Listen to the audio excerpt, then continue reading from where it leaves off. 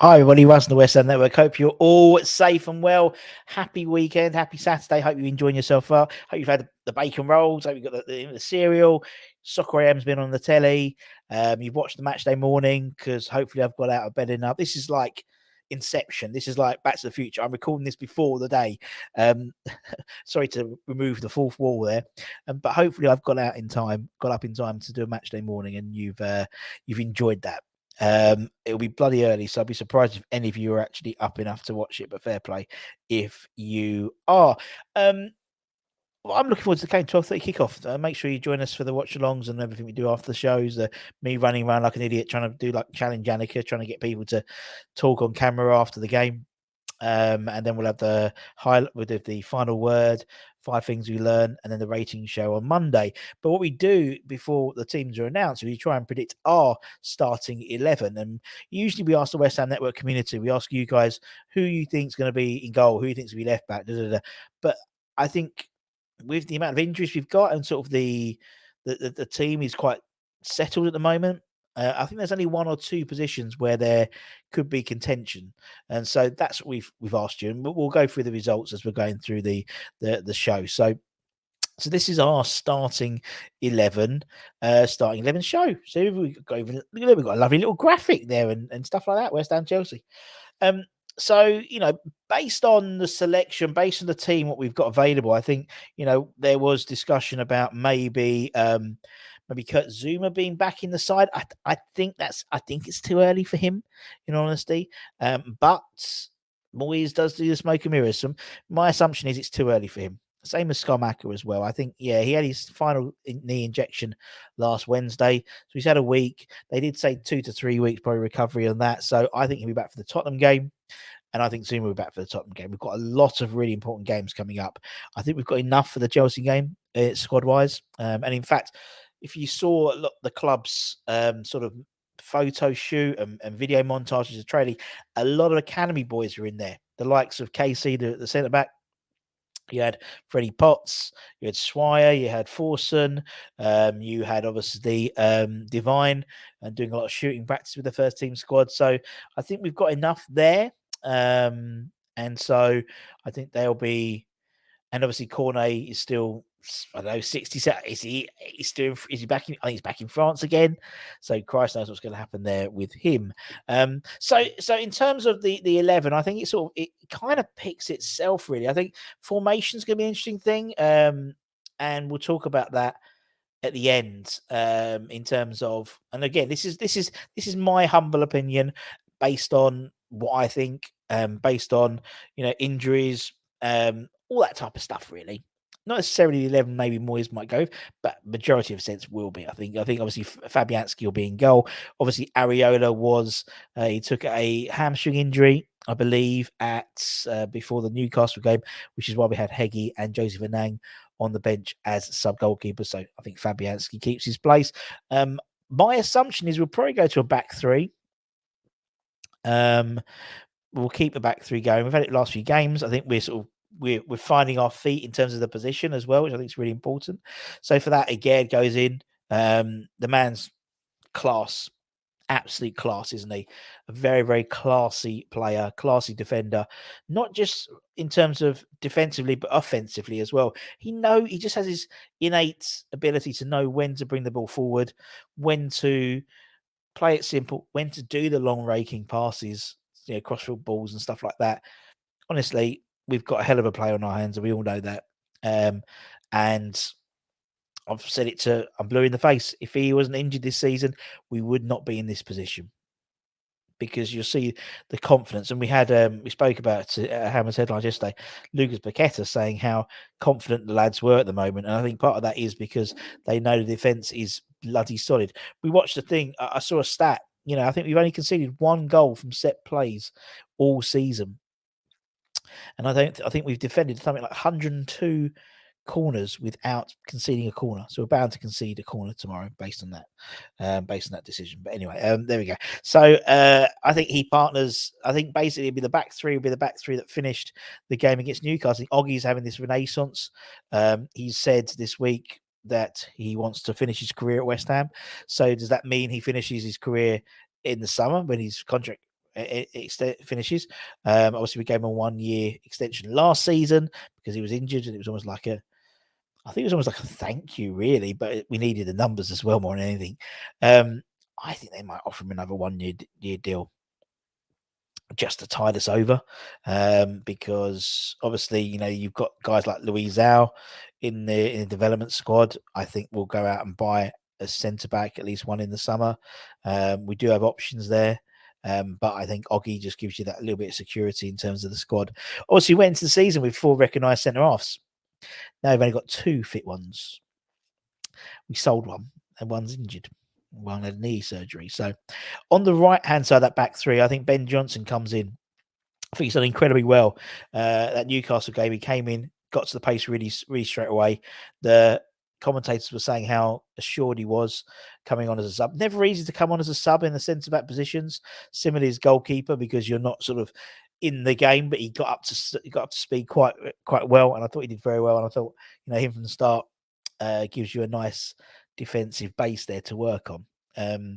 For me, it's going to be one in the midfield this week, and so that for me is an area I want to bulk up if I was David Moyes, but that's just my opinion. On the right hand side, I think Emerson faces his old club. I think his relationship with Paqueta and also Agard as that little triangle is flourishing, and that's what we get with consistency.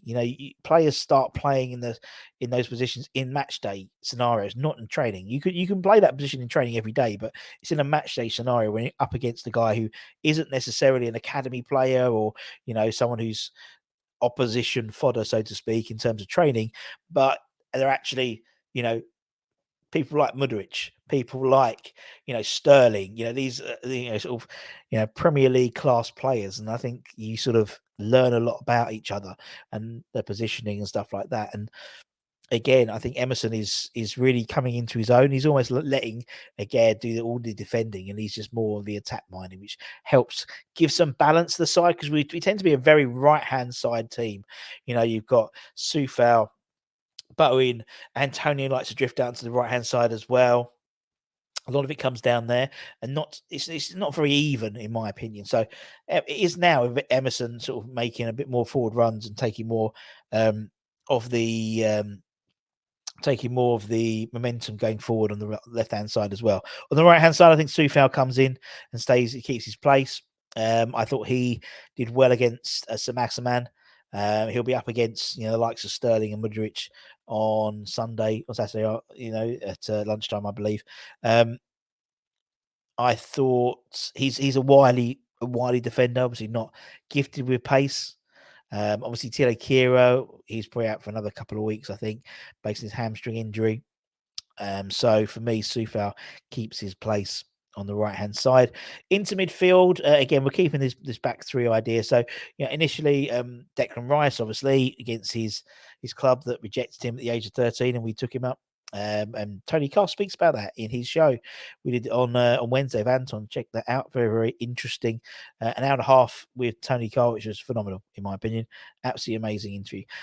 Alongside him, Paqueta. Obviously, Paqueta has come out today and said how confident the side are, how he's got a few more dances in his back pocket to celebrate some goals with. So hopefully we'll get to see them in the near to distant future. Hopefully later on today. Who knows? Might get a bit of the Macarena. But definitely his relationship with, and again, we read an article with Moisey where originally he was saying that Paqueta was brought in as a 10, but clearly he's better suited as an 8. And so you see this relationship with him and Rice is blossoming, and so much so that someone who's like Thomas Souček, who's like a stalwart in that side, is on the bench and could well go in the summer. If rumours are meant to be believed. Now, in terms of that sort of third man in midfield, so to speak. Now, I put this question to the West Ham Network community and ask them who that third man could be, because this is like one of the contention. Is it going to be Paqueta? Is it going to be Ben Rama, Fornals, Souček? And you'll see actually over 50% of the West Ham Network community said that third man will be Flynn Downs, and I agree. in an ideal world, I would bring in Flynn as that third man. I think that midfield, they've got Fernandez there. They've got the likes of Conor Gallagher, the likes of Dennis Zakaria back in training as well. That's where the game's going to be won in that midfield battle, I think. And I think having Downs in there is a very, very useful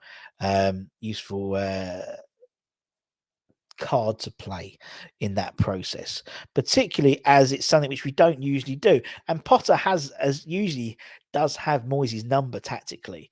And does he have the players to sort of combat Moyes' tactics this time? He did with Brighton, but has he got enough of a tune out of the Chelsea lot so far to implement his ways onto those players? Possibly.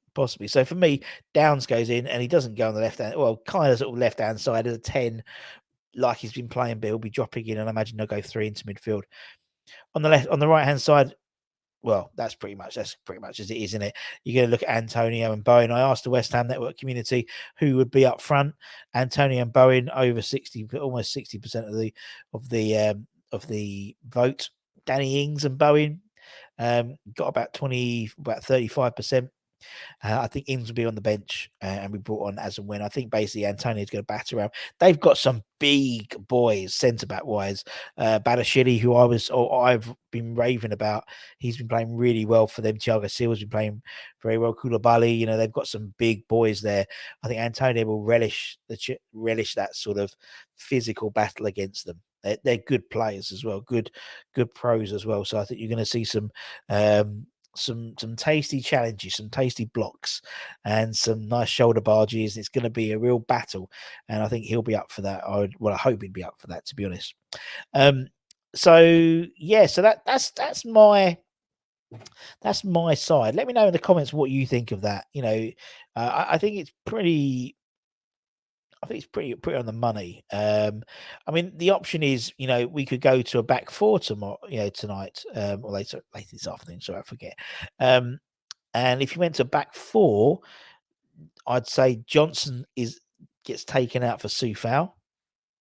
That's my opinion. I'd still keep Emerson there at left back because I think I don't want Aaron Cresswell there, to be honest. I just don't think Cress is there anymore with it, unfortunately. Although he probably would end up playing there, knowing Moisey. And I just think then that gives you a bit more oomph in midfield. And then with that, you bring on someone like a Ben Rama onto the left hand side, or even a Fornals. That, and again, it's not. If you put Fornals there instead of Ben Rama, it's arguably a bit more defensive minded and energy. Fornals has got great energy and loves to sort of chase down players and put pressure on the defensive line. Particularly, Chelsea like to play at the back as well. So again, putting pressure on that could be an interesting one to put Fornals in for that, maybe. I think that I'd like to be honest. I'd probably prefer that. Looking at it now, the only sort of slight fly in the ointment for me is Ogbonna in that position, because he's naturally left-footed, so you'd probably swap it round on Aged, and then do you miss a lot of Aged's ability because his body's turned to the different position. He's left-sided, so he tends to put his body that way. If you're right-footed, you tend to put your body that way. For me, I think eventually we'll go back to a back four when Zuma's back. I think it's almost a necessity at the moment, and I think a back two of Aged and Zuma is a very strong back two. In many ways, Zuma I see as a younger model of Ogbonna, and hopefully them two would form a really nice partnership together. And again, we have an issue at fullbacks, though. We always have, I think, and it's something we need to address in the summer. But let me know in the comments what you think. Back three, back four. Back three or back four, I don't know. And that's it, my friends. So thanks very much for your time, as always. Don't forget to check all the stuff we've got coming out. The only way you can do it is become a subscriber and hit the bell notification. And there's 4 options when you hit the bell notification.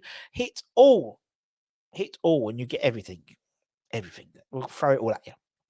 So take care. Stay safe. Stay warm. Stay humble. Keep the faith, my friends. Get on your irons. And we'll see you guys very, very soon. Take care. Bye. Bye.